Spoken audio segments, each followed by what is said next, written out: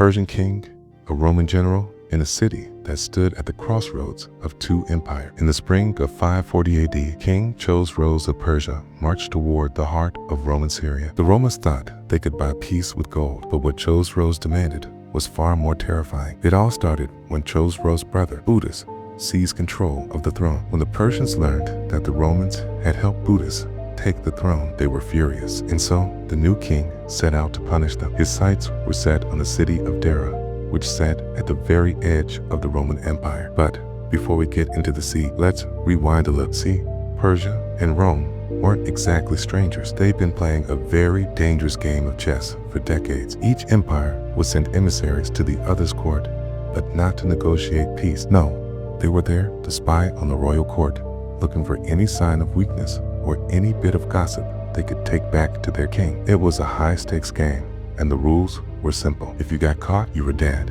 And now, after years of failed assassination attempts on Roman Emperor Justinian, the Persians thought they finally had the upper hand. As Chosroes approached Dara, the Roman general Belisarius arrived to defend the city. He was one of the most brilliant generals of his time, but he was about to face an opponent who was just as cunning. The Persian king set up camp outside the city walls and laid siege to Dara. But instead of launching a full frontal assault, he did something that shocked the Romans. He sent them a letter asking for their surrender.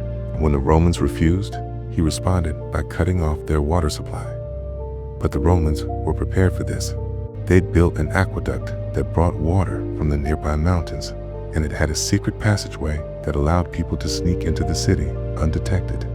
The siege dragged on for months, and the Romans were starting to get desperate. They tried to break out of the city, but the Persians were waiting for them. Everywhere they went, they were ambushed, and then, just when it seemed like all hope was lost, a group of Roman soldiers stumbled upon an oasis in the desert. They followed it to its source and discovered a hidden spring. With this new water source, the Romans were able to hold out against the Persians for another 6 months. But as the saying goes, all good things must come to an end. In the end, the Romans were betrayed by one of their own, a Roman soldier named Malchus, who had been captured by the Persians, agreed to lead them to the secret passageway in the aqueduct. The Persians poured through the city, killing everyone in their path. And then, just when it seemed like all was lost, Belisarius rallied the remaining Roman soldiers and launched a counterattack. He fought his way to the palace, where he found Chosroes playing a game of chess. They say that Chosroes was so focused on the game that he didn't even notice Belisarius standing over him with a sword. The general killed the Persian king, ending the siege of Dara once and for all. After again accomplishing a journey of equal extent, he reached the city of Sura, which is on the river Euphrates, and stopped very close to it. There it happened that the horse on which Chosroes was riding neighed and stamped the ground with his foot. And the Magi considered the meaning of this incident and announced that the place would be captured. Chosroes then made camp and led his army against the fortifications to assail the wall. Now, it happened that a certain Arsaces, an Armenian by birth, was commander of the soldiers in the town, and he made the soldiers mount the parapets. It fighting from their most valiantly slew many of the enemy, but was himself struck by an arrow and died. And then, since it was late in the day, the Persians retired to their camp in order to assail the wall again on the following day. But the Romans were in despair since their leader was dead, and were purposing to make themselves supplicants of Chosroes. On the following day, therefore, they sent the bishop of the city to plead for them and to beg that the town be spared. So he took with him some of his attendants, who carried fowls and wine and clean loaves, and came before Charles. There he threw himself on the ground, and with tears supplicated him to spare pitiable population and a city altogether without honor in the eyes of the Romans, and one which in past times had never been of any account to the Persians, and which never would be such thereafter. And he promised that the men of Sura would give him ransom worthy of themselves in the city which they inhabited. But Chosroes was angry with the townsmen because, being the first he had met of all the Romans, they had not willingly received him into their city, but even daring to raise their arms against him had slain a large number of Persian notables. However, he did not disclose his anger, but carefully concealed it behind a smooth countenance, in order that, by carrying out the punishment of the inhabitants of Sura, he might make himself in the eyes of the Romans a fearful person, and one not to be resisted. For by acting in this way, he calculated that those who would from time to time come in his way would yield to him without trouble. Accordingly, with great friendliness, he caused the bishop to rise, and receiving the gifts, gave the impression, in a way, that he would immediately confer with the notables of the Persians concerning the ransom of the townsmen, and would settle their request favorably. Thus he dismissed the bishop and his following, without any suspicion of the plot, and he sent with them certain of the men of note among the Persians, who were to be ostensibly an escort. These men he secretly commanded to go with him as far as the wall, encouraging him and cheering him with fair hopes, so that he and all those with him should be seen by those inside, rejoicing and fearing nothing. But when the guards had set the gate open and were about to receive them into the city, they were to throw a stone or block of wood between the threshold and the gate, and not allow them to shut it, or should themselves for a time stand in the way of those who wished to close it. For not long afterwards the army would follow them. After giving these directions to the men, Chosroes made ready the army and commanded them to advance upon the city on the run, whenever he shall give the signal. So when they came close to the fortifications, the Persians bade farewell to the bishop and remained outside. And the townsmen, seeing that the man was exceedingly happy, and that he was being escorted in great honor by the enemy, forgetting all their difficulties, opened the gate wide, received the priest and his following with clapping of hands and much shouting. And when all got inside, the guards began to push the gate in order to close it, but the Persians flung down a stone which they had provided between it and the threshold. And the guards pushed and struggled still more, but were quite unable to get the gate back to the threshold. On the other hand, they dared not open it again, since they perceived that it was held by the enemy. But some say that it was not a stone, but a block of wood, which the Persians threw into the gateway.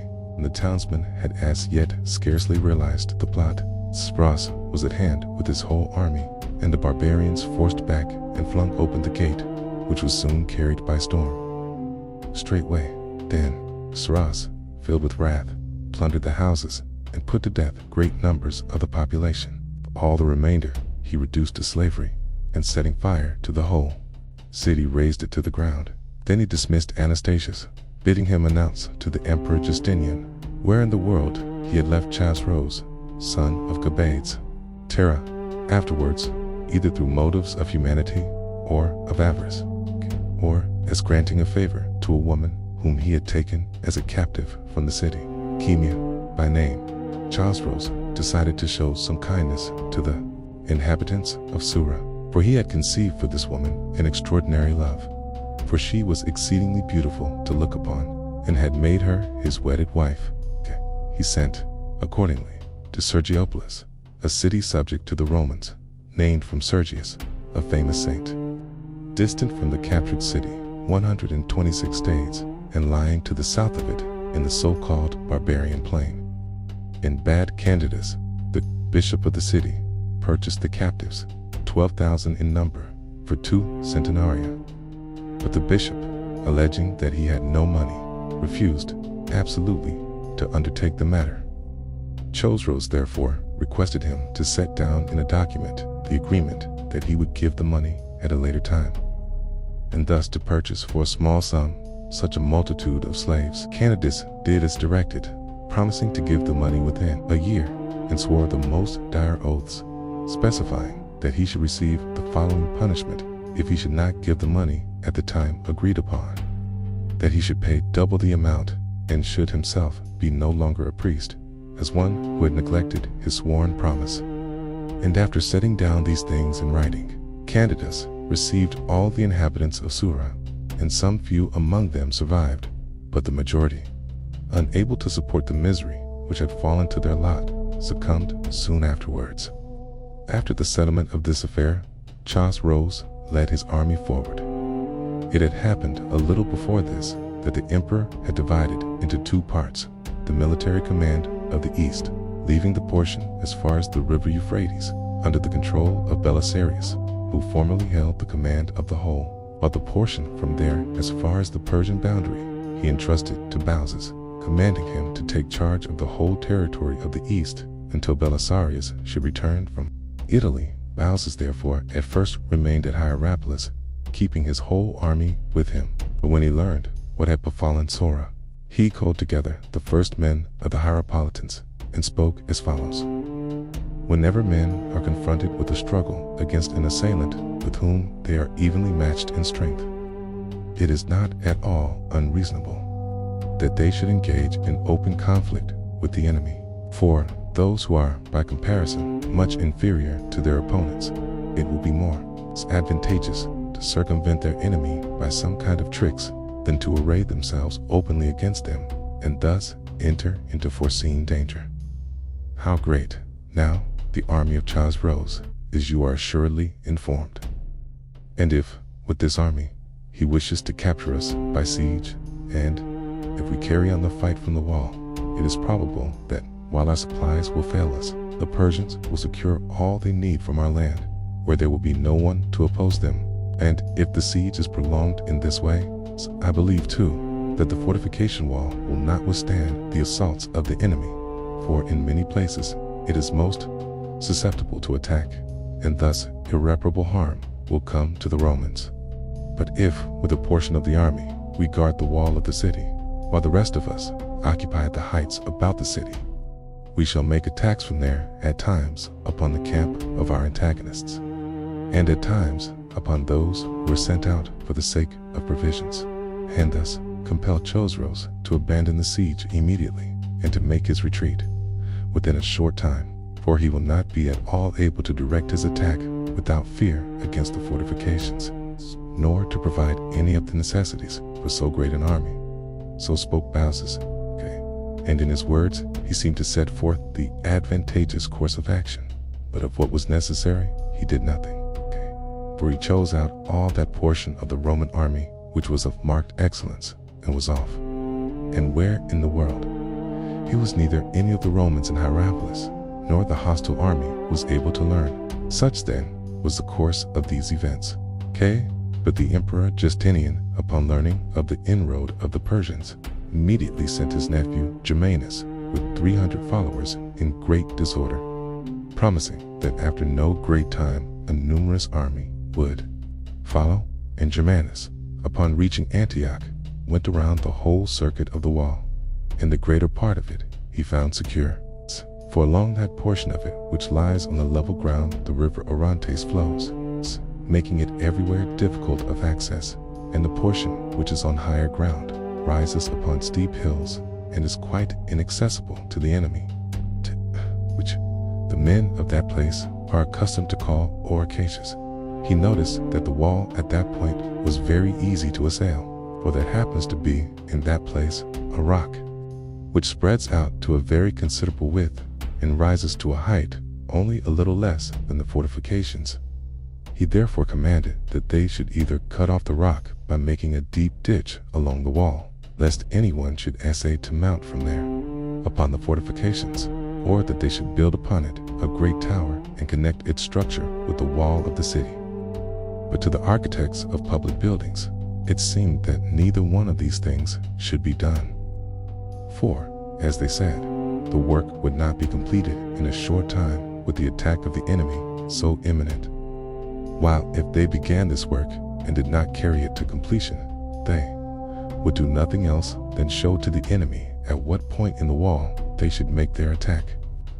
Germanus, though disappointed in this plan, had some hope at first because he expected an army from Byzantium. But when, after considerable time had passed, no army arrived from the emperor, nor was expected to arrive, he began to fear lest Chosroes, learning that the emperor's nephew was there, would consider it more important than any other thing to capture Antioch and himself, and for this reason would neglect everything else and come against the city with his whole army.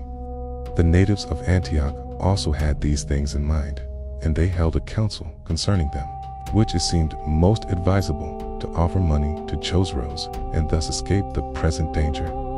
Accordingly, they sent Magas, the bishop of Beroia, a man of discretion, who at that time happened to be tarrying among them, to beg for mercy from Chosroes.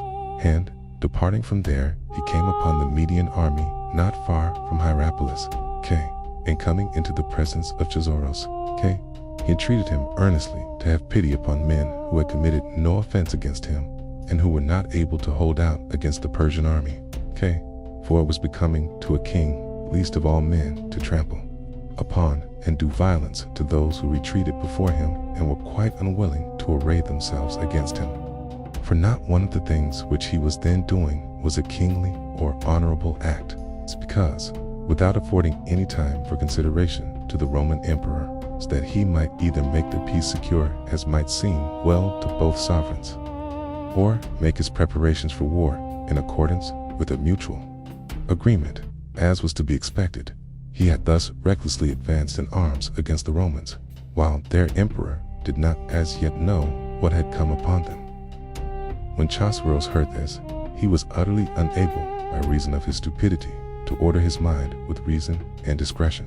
But still more than before, he was lifted up in spirit.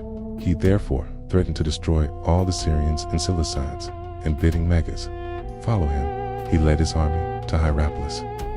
When he had come there and established his camp, since he saw that the fortifications were strong and learned that the city was well garrisoned with soldiers, he demanded money from the Hierapolitans, sending to them Paulus as interpreter.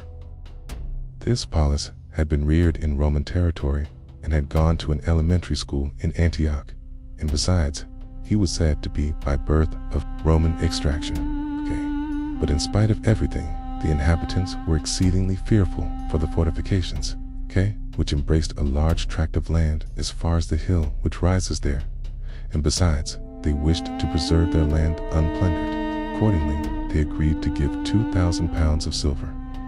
Then, indeed, Magas entreated Chosroes in behalf of all the inhabitants of the east, and would not cease his entreaty until Chosroes promised him that he would accept 10 centenaria of gold and depart from the whole Roman Empire.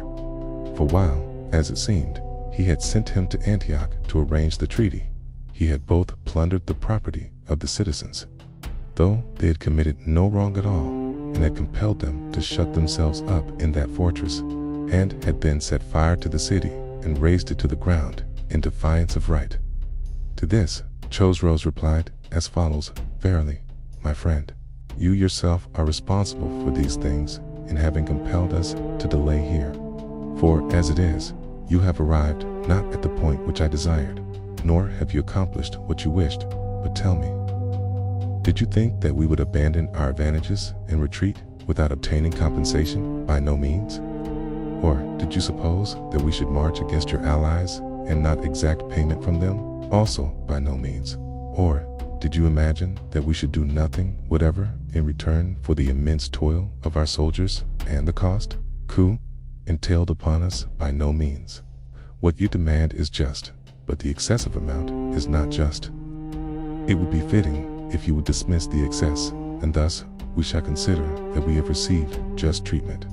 But the Bereans replied, We have no intention of doing anything of the kind. On the contrary, we say that you ought to give back the money that you have extorted from us, and then go away. Do you suppose that we are like the men of Hierapolis, who are impoverished and utterly helpless? And they maintain that you ought to depart from the country without exacting anything more to this. Chosroes replied, By the sun, they are acting foolishly in refusing to pay us money for our forbearance. How could they suppose that we do not know that the Antiochenes paid us a large sum in order that we might depart from there?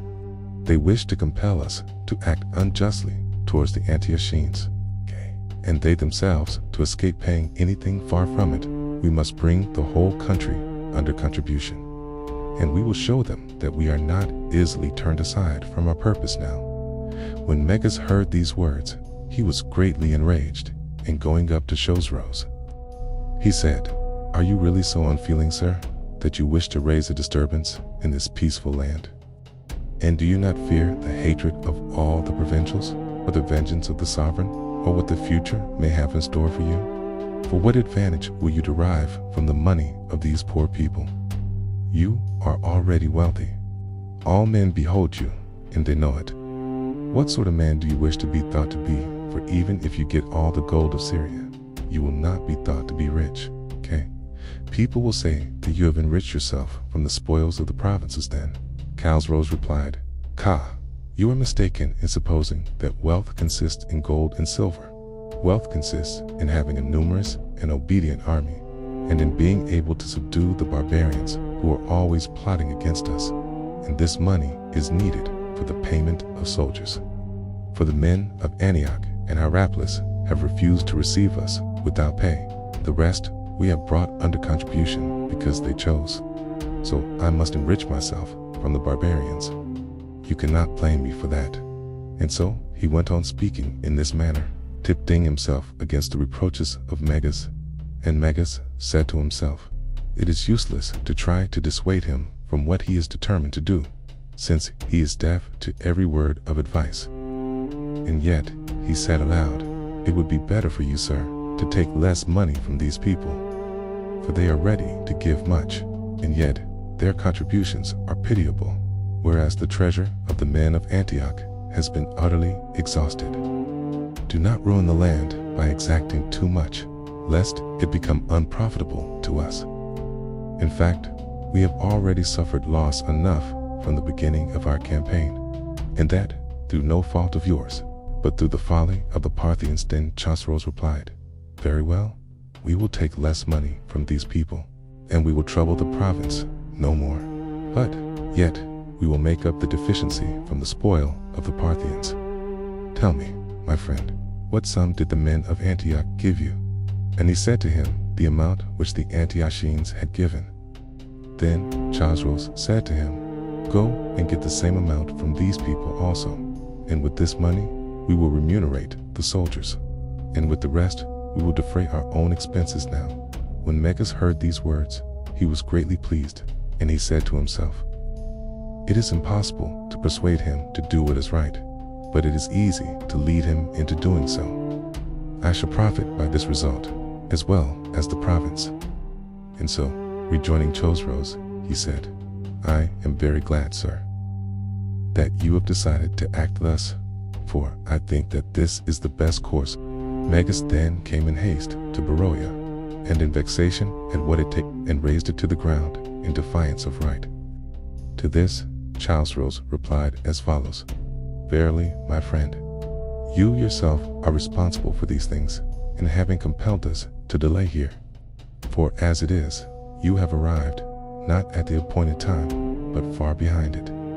And as for the strange conduct of your fellow citizens, my most excellent sir, why should one make speeches of great length? For after agreeing to give us a fixed amount of silver for their own safety, they even now do not think it necessary to fulfill the agreement, but placing such complete confidence in the strength of their position. Card is, while we are compelled to undertake the siege of a fortress, as you surely see.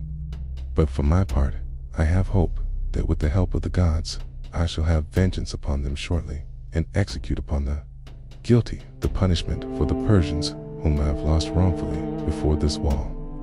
So spoke Chosroes, and Megas replied as follows, "One should consider that as king, thou art making these charges against men who are in pitiable and most dishonored plight. He will be compelled, without a word of protest, to agree with what thou hast said. For authority, which is unlimited, is bound by its very nature to carry with it also supremacy in argument. But if one be permitted to shake off all else, and to espouse the truth of the matter, thou wouldst have, O king, nothing with which justly to reproach us, but mayst thou hear all mildly. First, as for me, since the time when I was sent to declare to the men of Antioch the message which thou didst send them, 7 days have passed, and what could be done more quickly than this? And now, coming into thy presence, I find these things accomplished by thee against my fatherland. But these men, having already lost all that is most valuable, thereafter have only one struggle to engage in, that for life, and have come, I think, so to be masters of the situation that they can no longer be compelled to pay any of the money, for to pay a thing which one does not possess could not be made possible for a man by any device. From of old, indeed, have the names of things been well and suitably distinguished by men. And among these distinctions is this, that one of power is separated from want of consideration. For when the latter, by reason of intemperance of mind, proceeds to resistance, it is accustomed to be detested, as is natural. But when the former, because of the impossibility of performing a service, is driven to the same point, it deserves to be pitied. Permit, therefore, O King, that, while we receive as our portion all the direst misfortunes, we may take with us this consolation at least, that we should not seem to have been ourselves responsible for the things which have befallen us. And as for money, consider that what thou hast taken into thy possession is sufficient for thee, not weighing this by thy position, but with regard to the power of the Bereans. Beyond this, do not force us in any way, lest perchance thou shouldst seem unable to accomplish the thing to which thou hast set thy hand. For excess is always punished by meeting obstacles that cannot be overcome, and the best course is not to essay the impossible. Let this then be my defense for the moment in behalf of these men. But if I should be able to have converse with the sufferers, I should have something else also to say, which has now escaped me. So spoke Meges, and Chosroes permitted him to go into the Acropolis, the key. And when he had gone there and learned all that had happened concerning the spring, weeping, he came again before Chosroes, and, lying prone on the ground, insisted that no money at all was left to the Bereans, and entreated him to grant him only the lives of the men. Moved by the tearful entreaties of the man, Chosroes fulfilled his request, and binding himself by an oath, gave pledges to all on the Acropolis. Then the Bereans, after coming into such great danger, left the Acropolis free from harm, and departing, went each his own way. Among the soldiers, some few followed them, but the majority came as willing deserters to Chosroes, putting forth as their grievance that the government owed them their pay for a long time, and with them they later went into the land of Persia. Then Chosroes, since Meges said that he had by no means persuaded the inhabitants of Antioch to bring him the money, went with his whole army against them. Some of the population of Antioch thereupon departed from there with their money, and fled as each one could. And all the rest likewise were purposing to do the same thing, and would have done so had not the commanders of the troops in Lebanon, the Octestus and Melancus, who arrived in the meantime with 6,000 men, fortified them with hope, and thus prevented their departure. Not long after this, the Persian army also came. There they all pitched their tents and made camp fronting on the river Orontes, and not very far from the stream. Chosroes then sent Paulus up beside the fortifications, and demanded money from the men of Antioch, saying that for 10 centenaria of gold he would depart from there, and it was obvious that he would accept even less than this for his withdrawal. And on that day their ambassadors went before Chosroes, and after speaking at length concerning the breaking of the peace and hearing much from him, they retired. The morrow the populace of Antioch, for they are not seriously disposed, but are always engaged in jesting and disorderly performance, heaped insults upon Chosroes from the battlements, and taunted him with unseemly laughter. And when Paulus came near the fortifications, and exhorted them to purchase freedom for themselves and the city for a small sum of cops, money, they very nearly killed him with shots from their bows, and would have done so if he had not seen their purpose in time and guarded against it. On account of this, Chosroes, boiling with anger, decided to storm the wall. On the following day, accordingly, he led up all the Persians against the wall, and commanded a portion of the army to make assaults at different points along the river. And he himself, with the most of the men and best troops, directed an attack against the height. For at this place, as has been stated by me above, the wall of fortification was most vulnerable. Thereupon the Romans, since the structure on which they were to stand when fighting was very narrow, devised the following remedy. Binding together long timbers, they suspended them between the towers, and in this way they made these spaces much broader, in order that still more men might be able to ward off the assailants from there. So the Persians, pressing on most vigorously from all sides, were sending their arrows thickly everywhere, and especially along the crest of the hill. Meanwhile, the Romans were fighting them back with all their strength, not soldiers alone, but also many of the most courageous youths of the populace. But it appeared that those who were attacking the wall, they were engaged in a battle on even terms with their enemy.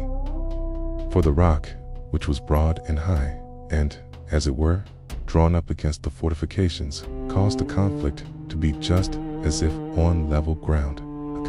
And if anyone of the Roman army had had the courage to get outside the fortifications with 300 men, and to anticipate the enemy in seizing this rock, and to ward off the assailants from there, never, I believe, would the city have come into any danger from the enemy. For the barbarians had no point from which they could have conducted their assault, for they would be exposed to missiles from above, both from the rock and from the wall. But as it was, for it was fated that Antioch be destroyed by this army of the Medes, this idea occurred to no one. So then, while the Persians were fighting beyond their power, since Chosroes was present with them and urging them on with a mighty cry, giving their opponents not a moment in which to look about or guard against the missiles discharged from their bows. And while the Romans, in great numbers and with much shouting, were defending themselves still more vigorously, the ropes with which the beams had been bound together,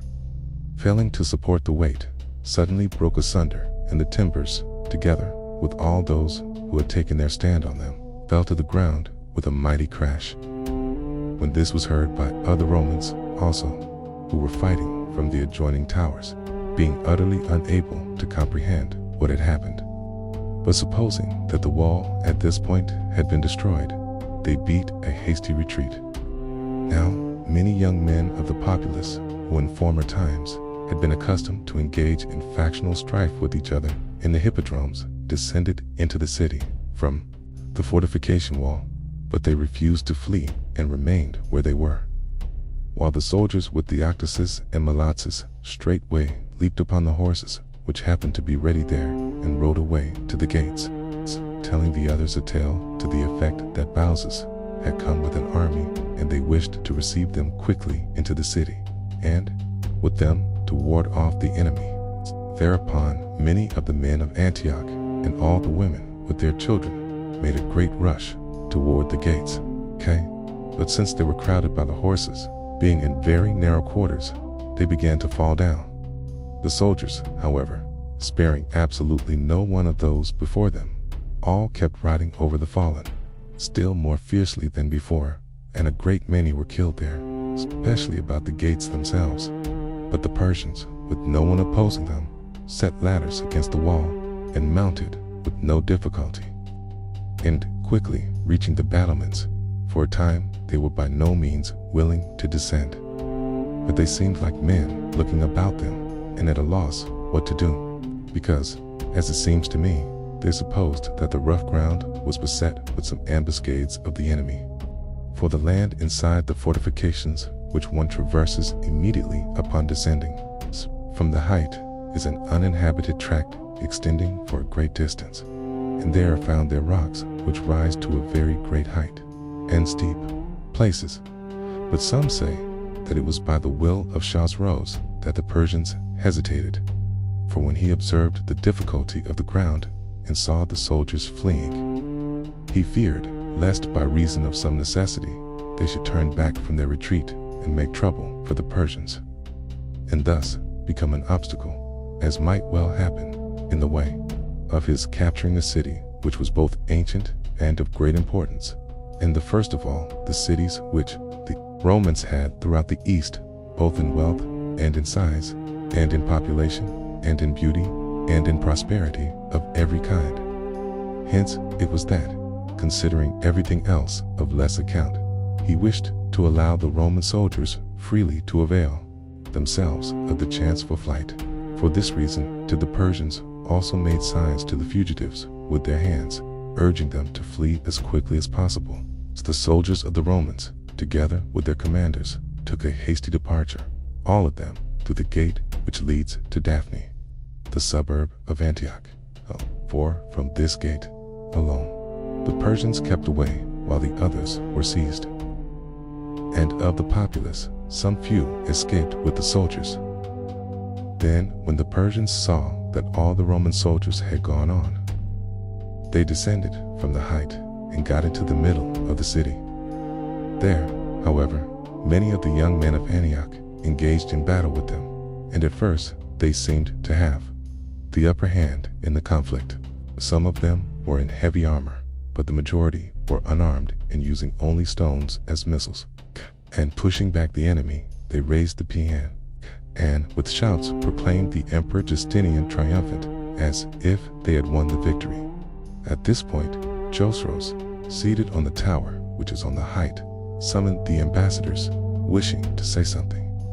And one of his officers, Subergenes, thinking that he wished to have words with the ambassadors concerning the settlement, came quickly before the king and spoke as follows. Thou dost not seem to me, O master, to think in the same way as do the Romans concerning the safety of these men. For they both, before fighting, offer insults to thy kingdom, and when they are defeated dare the impossible, and do the Persians irreparable harm, as if fearing lest some reason for showing them humanity should be left in thee. But thou art wishing to pity those who do not ask to be saved, and hast shown zeal to spare those who by no means wish it. Meanwhile, these men have set an ambush in a captured city, and are destroying the victors by means of snares. Although all the soldiers have long since fled from them, when Chosroes heard this, he sent a large number of the best troops against them. And these, not long afterwards, returned and announced that nothing untoward had come to pass. For already the Persians had forced back the citizens by their numbers and turned them to flight, and a great slaughter took place there. For the Persians did not spare persons of any age, and were slaying all whom they met, old and young alike. At that time they say that 2 women of those who were illustrious in Antioch got outside the fortifications. But perceiving that they would fall into the hands of the enemy, for they were already plainly seen going about everywhere, but running to the river Orontes, and fearing lest the Persians should do them some insult, they covered their faces with their veils and threw themselves into the river's current, and were carried out of sight. Thus the inhabitants of Antioch were visited with every form of misfortune. Then Chosroes spoke to the ambassadors as follows. Not far from the truth, I think, is the ancient saying that God does not give blessings unmixed, but he mingles them with troubles, and then bestows them upon men. And for this reason, we do not even have laughter without tears. But there's always attached to our successes some misfortune, and to our pleasures pain, not permitting anyone to enjoy in its purity such good fortune as is granted. For this city, which is of altogether preeminent importance, in fact, as well as a name in the land of the Romans, the first, have indeed succeeded in capturing with the least exertion, since God has provided the victory all at once for us, as you doubtless see. But when I behold the massacre of such a multitude of men, and the victory thus drenched with blood, there arises in me no sense of the delight that should follow my achievement. And for this the wretched men of Antioch are to blame. But when the Persians were storming the wall, they did not prove able to keep them back. And when they had already triumphed and had captured the city, at the first cry, these men with unreasoned daring sought to die fighting against them in close combat, while all the notables of the Persians were harassing me unceasingly with their demand that I should drag the city as with a net and destroy all the captives. I was commanding the fugitives to press on still more in their flight, in order that they might save themselves as quickly as possible. Tia, to trample upon captives is not holy. Such high-sounding and airy words did Chosroes speak to the ambassadors. But nevertheless, it did not escape them why he gave time to the Romans in their flight. For he was the cleverest of all men at saying that which was not, and in concealing the truth, and in attributing the blame for the wrongs which he committed to those who suffered the wrong. Besides, he was ready to agree to everything and to pledge the agreement with an oath, and much more ready to forget completely the things lately agreed to and sworn to by him, and for the sake of money to debase his soul without reluctance. To every act of pollution, a past master at feigning piety in his countenance, absolving himself in words from the responsibility of the act. This man well displayed his own peculiar character on a certain occasion at Sora. For after he had hoodwinked the inhabitants of the city by a trick and had destroyed them in the manner which I have described, although they had previously done him no wrong at all, he saw, while the city was being captured, a comely woman, and one not of lowly station, being dragged by her left hand with great violence by one of the barbarians. And the child, which she had only lately weaned, she was unwilling to let go, but was dragging it with her other hand, fallen, as it was, to the ground, since it was not able to keep pace with that violent running. And they say that he uttered a pretended groan, in making it appear to all who were present at that time, including Anastasius, the ambassador, that he was all in tears. He prayed God to exact vengeance from the man who was guilty of the troubles which had come to pass. Now Justinian, the emperor of the Romans, was the one whom he wished to have understood, though he knew well that he himself was most responsible for everything. Endowed with such a singular nature, Chosroes both became king of the Persians, for ill fortune had deprived James of his eye, he who in point of years had first right to the kingdom, at any rate, after Chaoses, whom Chabades, for no good reason, hated, and with no difficulty, he conquered those who revolted against him, and all the harm which he purposed to do the Romans he accomplished easily.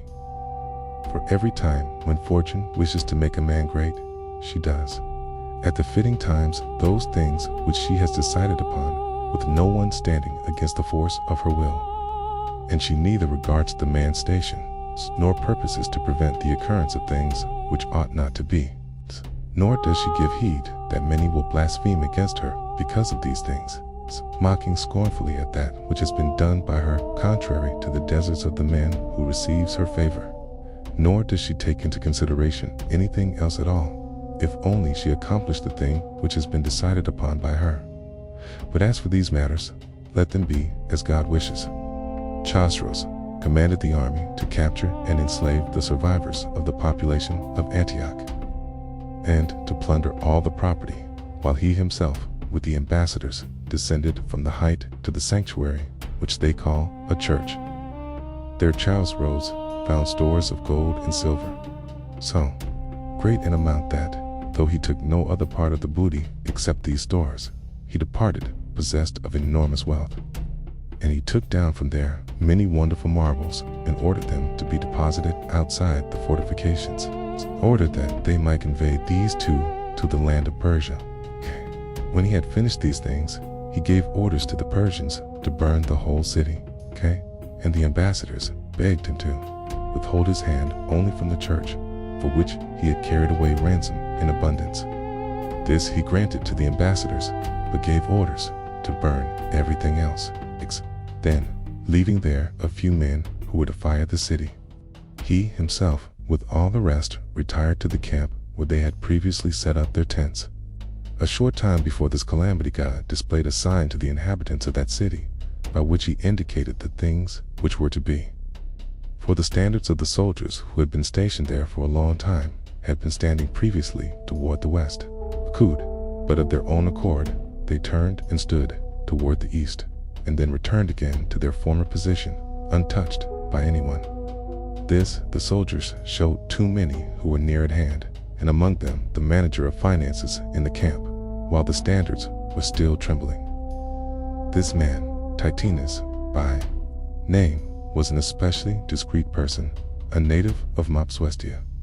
But even so, those who saw this sign did not recognize that the mastery of the place would pass from the western to the eastern king, in order, evidently, that escape might be utterly impossible for those who were bound to suffer those things which came to pass. But I become dizzy as I write of such a great calamity and transmit it to future times.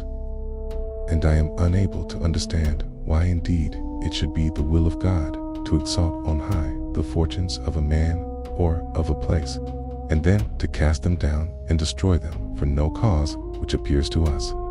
For it is wrong to say that with him all things are not always done with reason.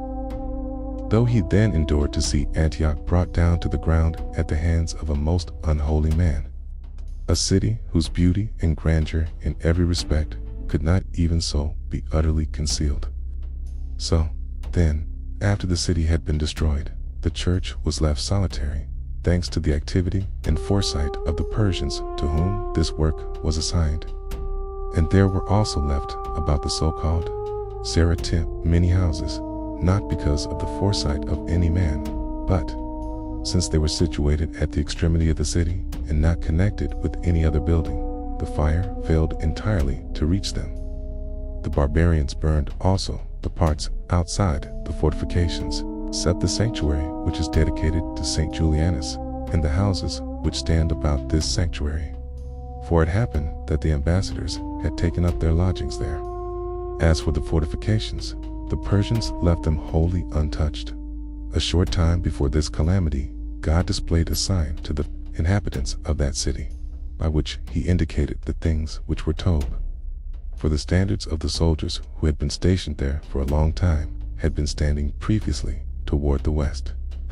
But of their own accord, they turned and stood toward the east, and then returned again to former position, untouched by anyone. This the soldiers showed too many who were near at hand, and among them the manager of finances in the camp, while the standards were still trembling. This man, Tatinas by name, was an especially discreet person, a native of Mopsuestia, but even so, those who saw this sign did not recognize that the mastery of the place would pass from the western to the eastern king, in order, evidently, that escape might be utterly impossible for those who were bound to suffer those things which came to pass. But I become dizzy as I write of such a great calamity and transmit it to future times, and I am unable to understand why indeed it should be the will of God to exalt on high the fortunes of a man or of a place, and then to cast them down and destroy them for no cause which appears to us. For it is wrong to say that with him all things are not always done with reason. Though he then endured to see Antioch brought down to the ground at the hands of a most unholy man, a city whose beauty and grandeur in every respect could not even so be utterly concealed. So, then, after the city had been destroyed, the church was left solitary, thanks to the activity and foresight of the Persians to whom this work was assigned. And there were also left about the so-called Zeratim many houses, not because of the foresight of any man, but since they were situated at the extremity of the city, and not connected with any other building, the fire failed entirely to reach them. The barbarians burned also the parts outside the fortifications, except the sanctuary which is dedicated to Saint Julianus and the houses which stand about this sanctuary. For it happened that the ambassadors had taken up their lodgings there. As for the fortifications, the Persians left them wholly untouched. A little later, the ambassadors again came to Chosroes and spoke as follows: If our words were not addressed to thee in thy presence, O king, we should never believe that Chosroes, the son of Capadads, had come into the land of the Romans in arms, dishonoring the oaths, which have recently been sworn by thee, for such pledges are regarded as the last and most firm security of all things among men to guarantee mutual trust and truthfulness in breaking the treaty, though hope in treaties is the only thing left to those who are living in insecurity because of the evil deeds of war. For one might say of such a state of affairs that it is nothing else than the transformation of the habits of men into those of beasts. For in a time when no treaties at all are made, there will remain certainly war without end, and war which has no end is always calculated to estrange from their proper nature those who engage in it. With what intent, moreover, didst thou write to thy brother not long ago that he himself was responsible for the breaking of the treaty? Was it not obviously with the admission that the breaking of treaties is an exceedingly great evil? If therefore he has done no wrong, thou art not acting justly now in coming against us. But if it happen that thy brother has done any such thing, yet let thy complaint have its fulfillment thus far, and go no farther, that thou mayst show thyself superior. For he who submits to be worsted in evil things would in better things justly be victorious. And yet we know well that the Emperor Justinian has never gone contrary to the treaty. And we entreat thee not to do the Romans such harm, from which there will be no advantage to the Persians. And thou wilt gain only this, that thou wilt have wrongfully wrought deeds of irreparable harm upon those who have recently made peace with thee. So spoke the ambassadors. And Chosroes, upon hearing this, insisted that the treaty had been broken by the Emperor Justinian. And he enumerated the causes of war which the emperor afforded, some of them of real importance, and others idle and fabricated without any reason. Most of all, he wished to show that the letters written by him to Alamandras and the Huns were the chief cause of the war, just as I have stated above. But as for any Roman who had invaded the land of Persia, or who had made a display of warlike deeds, he was unable either to mention or to point out such a one. The ambassadors, however, referred the charges in part, not to Justinian, but to certain of those who had served him, while in the case of others, they took exception to what he had said on the ground that the things had not taken place as stated. Finally, Chosroes made the demand that the Romans give him a large sum of money. But he warned them not to hope to establish peace for all time by giving money at that moment only.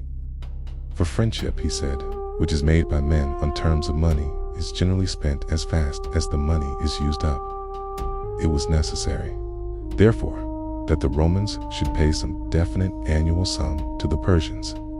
For thus, he said, the Persians will keep the peace secure for them, guarding the Caspian gates themselves, and no longer feeling resentment at them on account of the city of Darius, in return for which the Persians themselves will be in their pay forever. So, said the ambassadors, the Persians desire to have the Romans subject and tributary to themselves. Okay? No, said Chosroes, but the Romans will have the Persians as their own soldiers for the future, dispensing to them a fixed payment for their service. For you give an annual payment of gold to some of the Huns and to the Saracens, not as tributary subjects to them, but in order that they may guard your land unplundered for all time. After Chosroes and the ambassadors had spoken thus at length with each other, T at last came to terms, agreeing that Chosroes should forthwith take from the Romans 50 centenaria, and that, receiving a tribute of 5 more centenaria annually for all time, he should do them no further harm, but taking with him hostages from the ambassadors, to pledge the keeping of the agreement, should make his departure with the whole army to his native land. Think that their ambassadors, sent from the Emperor Justinian, should arrange on a firm basis for the future the compact regarding the peace.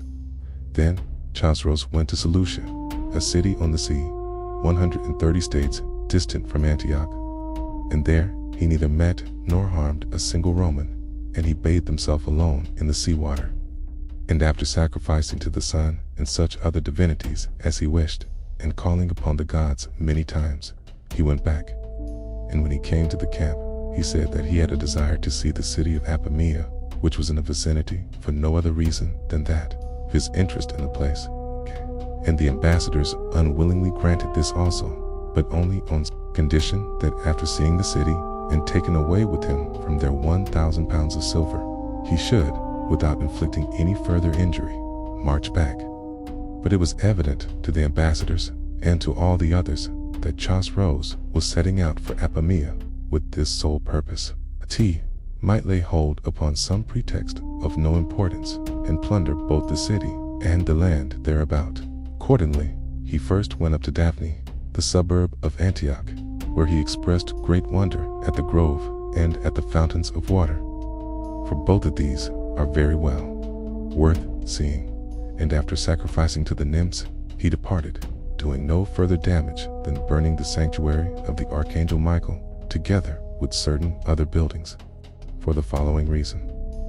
A Persian gentleman of high repute in the army of the Persians, and well known to Chosroes, the king, while riding on horseback, came in company with some others to a precipitous place near the so-called Tritum, where is a temple of the Archangel Michael, the work of Everus. This man, seeing one of the young men of Antioch on foot and alone, concealing himself there, separated from the others and pursued him. Now the young man was a butcher, Amachias by name. When he was about to be overtaken, he turned about unexpectedly and threw a stone at his pursuer, which hit him on the forehead and penetrated to the membrane by the ear, and the rider fell immediately to the ground, whereupon the youth drew out his sword and slew him. Then at his leisure he stripped him of his weapons and all his gold and whatever else he had on his person, and leaping upon his horse rode on. And whether by the favor of fortune or by his knowledge of the country, he succeeded completely in eluding the Persians and making good his escape. When Chosroes learned this, he was deeply grieved at what had happened, commanded some of his followers to burn the sanctuary of the Archangel Michael, which I have mentioned above, and they, thinking that the sanctuary of Daphne was the one in question, burned it with the buildings about it, and they supposed that the commands of Chosroes had been executed. Such, then, was the course of these events. But Chosroes, with his whole army, proceeded on the way to Apamea.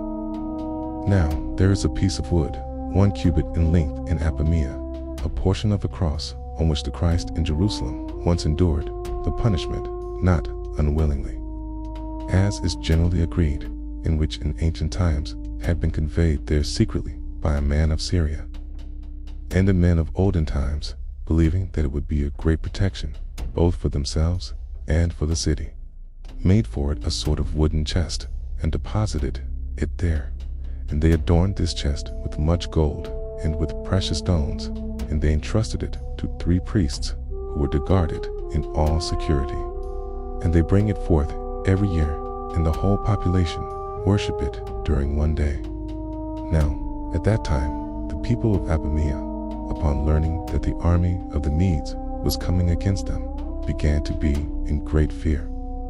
And when they heard that Chosroes was absolutely untruthful, they came to Thomas, the chief priest of the city, and begged him to show them the wood of the cross, in order that after worshiping it for the last time they might die. And he did as they requested. Then, indeed, it befell that a sight surpassing both description and belief was there seen. For while the priest was carrying the wood and showing it, above him followed a flame of fire, and the portion of the roof over him was illuminated with a great and unaccustomed light. And while the priest was moving through every part of the temple, the flame continued to advance with him, keeping constantly the place above him in the roof. So the people of Apamea, under the spell of joy at the miracle, were wondering and rejoicing and weeping, and already all felt confidence concerning their safety. And Thomas, after going about the whole temple, laid the wood of the cross in the chest and covered it, and suddenly the light had ceased. Then, upon learning that the army of the enemy had come close to the city, he went in great haste to Chosroes.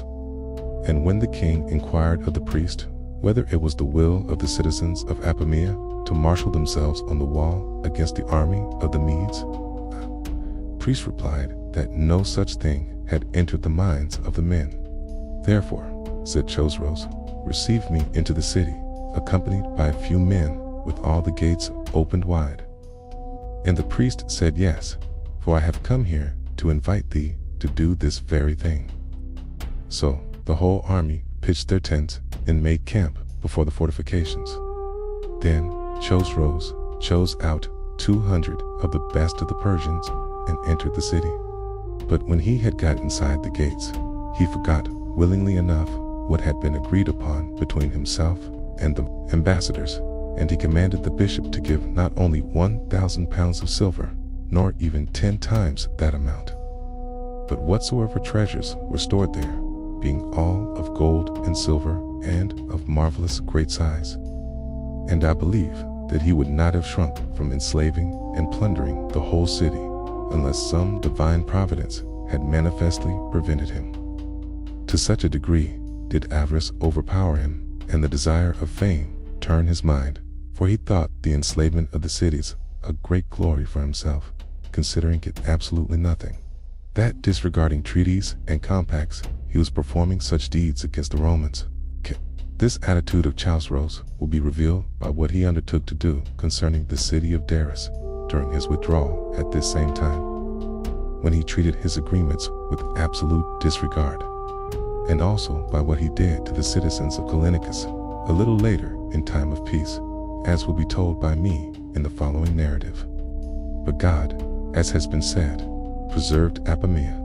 Now, when Chosroes had seized all the treasures, and Thomas saw that he was already intoxicated with the abundance of the wealth, then bringing out the wood of the cross with the chest, he opened the chest, and displaying the wood, said, O most mighty king, these alone are left me out of all the treasures.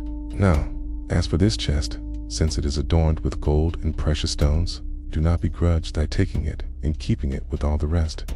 But this would hear, it is our salvation and precious to us. This, I beg and entreat thee, give to me. So spoke the priest. Achios yielded and fulfilled the request. Afterwards, being filled with a desire for popular applause, he commanded that the populace should go up into the hippodrome, and that the charioteers should hold their accustomed contests. And he himself went up there also, eager to be a spectator of the performances.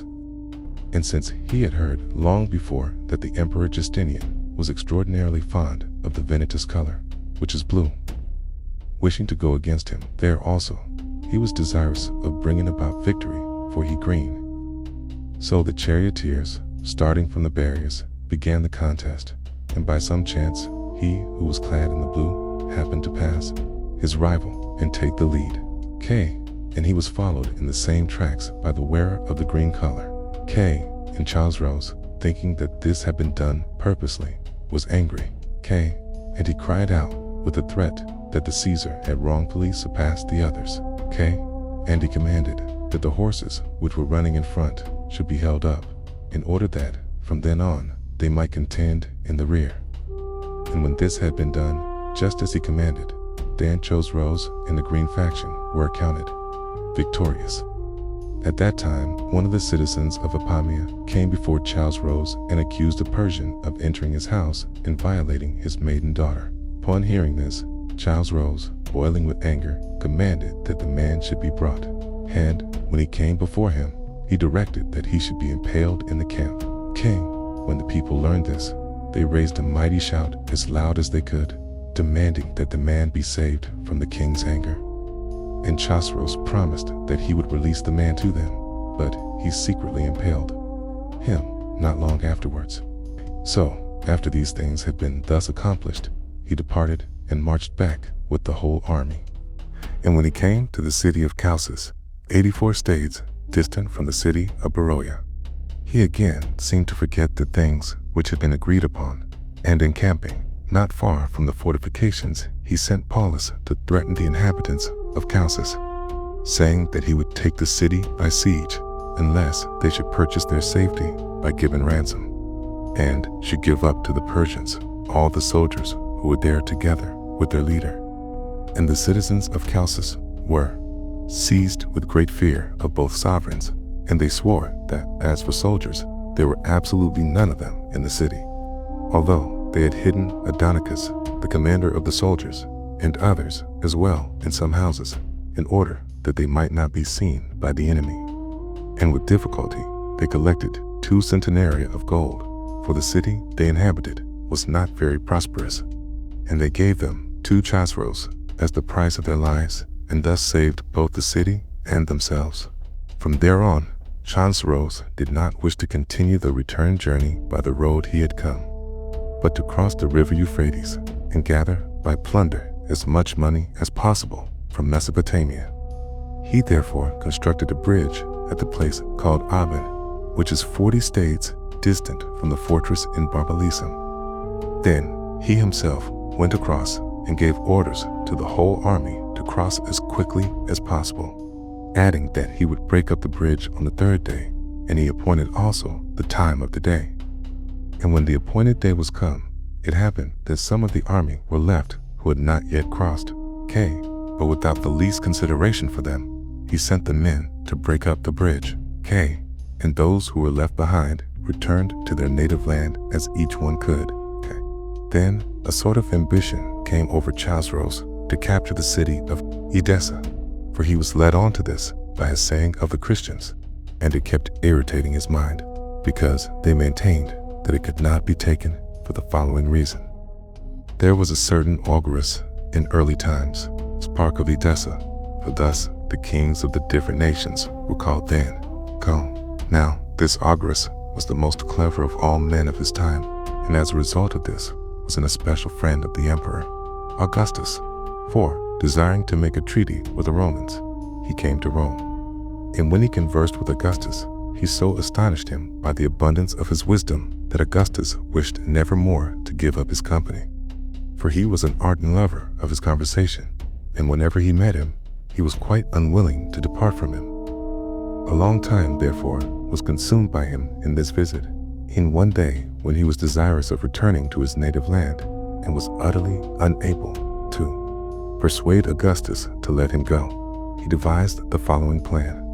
He first went out to hunt in the country about Rome, for it happened that he had taken considerable interest in the practice of this sport, and, going about over a large tract of country, he captured alive many of the animals of that region, and he gathered up and took with him from each part of the country some earth from the land. Thus he returned to Rome, bringing both the earth and the animals.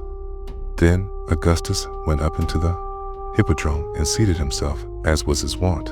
And Auguras came before him and displayed the earth and the animals, telling over from what district each portion of earth was and what animals they were. Then he gave orders to put the earth in different parts of the hippodrome, and to gather all the animals into one place, and then to release them. So the attendants did as he directed, and the animals, separating from each other, went each to that portion of earth which was from the district in which it itself had been taken. And Augustus looked upon the performance carefully for a very long time. And he was wondering that nature, untaught, makes animals miss their native land.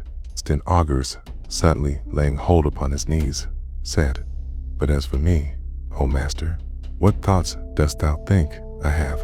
Possess a wife and children, and a kingdom, small indeed, but in the land of my fathers."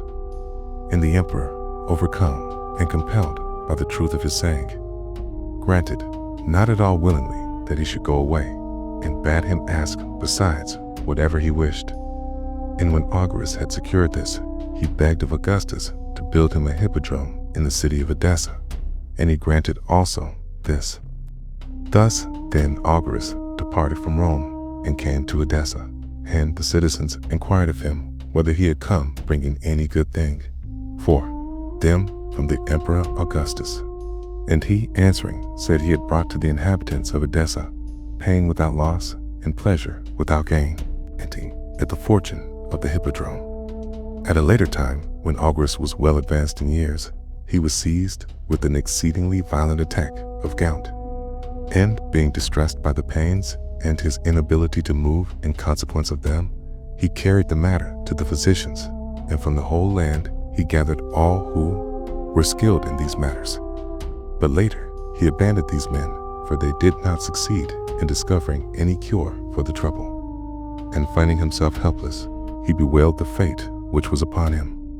But about that time, Jesus, the Son of God, was in the body and moving among the men of Palestine, showing manifestly by the fact that he never sinned at all, and also by his performing even things impossible, that he was the Son of God in very truth. For he called the dead and raised them up as if from sleep, and opened the eyes of men who had been born blind, and cleansed those whose whole bodies were covered with leprosy, and released those whose feet were maimed. And he cured all the other diseases which are called by the physicians incurable. When these things were reported to Augurus by those who traveled from Palestine to Edessa, he took courage and wrote a letter to Jesus, begging him to depart from Judea and the senseless people there, and to spend his life with them from that time forward. When the Christ saw this message, he wrote in reply to Augurus, saying distinctly that he would not come, but promising him health in the letter. And they say that he added this also, that never would the city be liable to capture by the barbarians. This final portion of the letter was entirely unknown to those who wrote the history of that time, for they did not even make mention of it anywhere. But the men of Edessa say that they found it with the letter, so that they have even caused the letter to be inscribed in this form on the gates of the city instead of any other defense. The city did in fact come under the Medes a short time afterwards, not by capture however, but in the following manner. A short time after Augurus received the letter of the Christ, he became free from suffering, and after living on in health for a long time, he came to his end. But that one of his sons, who succeeded to the kingdom, showed himself the most unholy of all men, and besides committing many other wrongs against his subjects, he voluntarily went over to the Persians, fearing the vengeance which was to come from the Romans. But long after this, the citizens of Edessa destroyed the barbarian guards who were dwelling with them, and gave the city into the hands of the Romans. Is eager to attach it to his cause, judging by what has happened in my time, which I shall present in the appropriate place. And the thought once occurred to me that if the Christ did not write this thing just as I have told it, still, since men have come to believe in it, he wishes to guard the city uncaptured for this reason, that he may never give them any pretext for error. As for these things, then, let them be as God wills, and so let them be told. And so, with the walls of Antioch trembling and the Persians at the gates, one question remained: was this truly a war of kings, or a war of egos? Chosroes returned to Persia with treasures and captives, but the Romans were not finished yet. In the years to come, this rivalry would burn hotter than ever, setting the stage for decades of blood, betrayal, and impossible alliances. Thanks for watching. Goodbye.